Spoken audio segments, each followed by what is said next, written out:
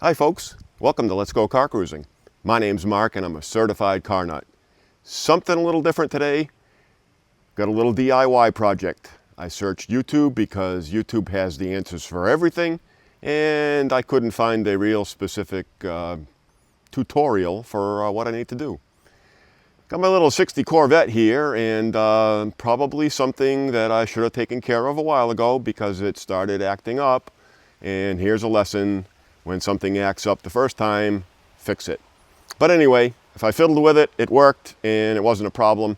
But I did buy the part, so I had the part ready sitting and waiting for me. Didn't have to go order it and wait for it. Little issue with the headlights. I don't use high beams a whole lot, but the high beam dimmer switch used to get kind of flaky, and like I said, I could whack it with my foot and it would seem to work. Well, it kind of gave up the ghost the other night. Was driving home on a back road near my house and said, oh, let's have a little bit of extra light on it. Put the high beams on and they worked just great, and oncoming traffic, so I figured I'd be polite and proper like you're supposed to do, and hit the high beams to go back to low beams, and the lights just shut off. Yikes! Put them back on, probably upset the guy coming at me, but I'm sorry, no lights on a back road is not a good thing. So we're going to tackle changing out the dimmer switch today.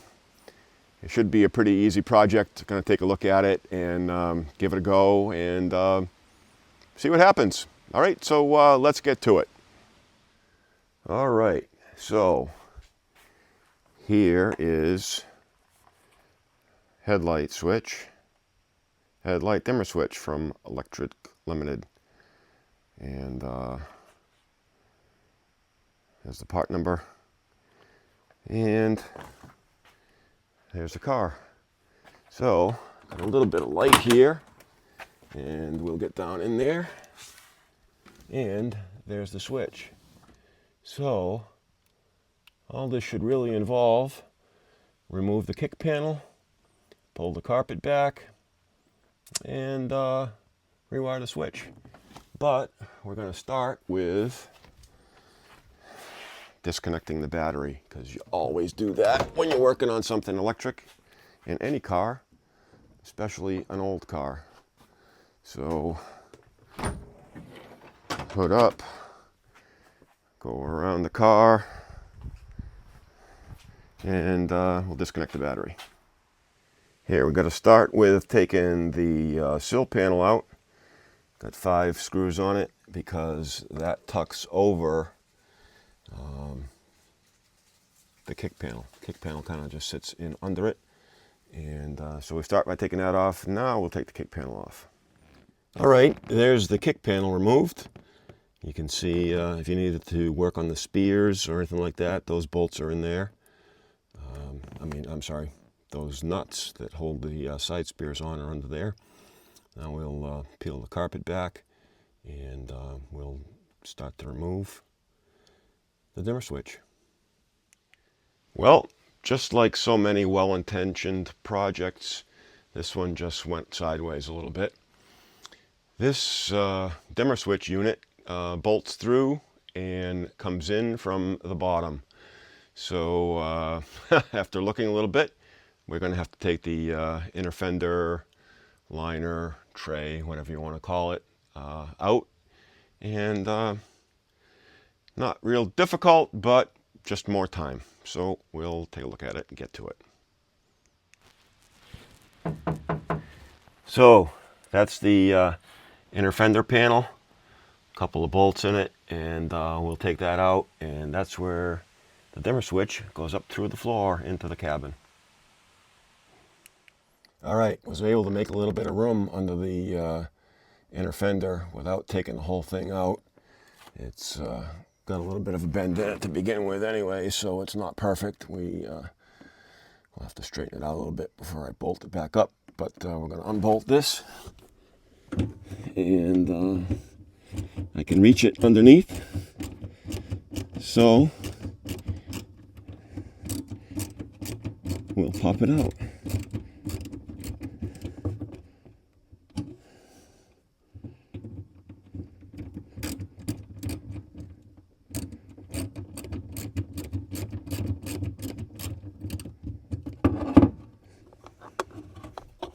There's one.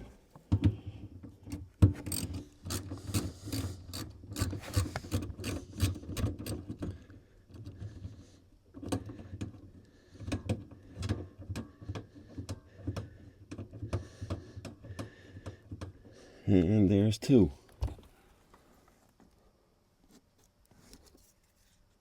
So there it is, the new one. I mounted it on the floor, and then I will plug it in while it's mounted, because couldn't really get two hands in there, one to hold it, one to put the plug on. So we'll try mounting it up first and then plugging it in down below. All right, I'm going to test it out. Got low beams on now. They came on when I pulled the switch out after connecting the battery back up. High beams, back to low beams, back to high beams, back to low beams. Beautiful. Piece of cake, nothing to it. We're going to button this back up and we'll be good to go. So there it is. Carpet all tucked back in, kick panel back in place, and door sill back installed. A little bit more involved than I thought it would be, but I hope this helps somebody out. And it's not that bad of a project. So thanks for watching. I really appreciate it. If you like it, hit the like button. Do me a favor, hit the like button, click the subscribe, and ring that notification bell, because there's lots more cool car content coming up. And remember, let's go car cruising.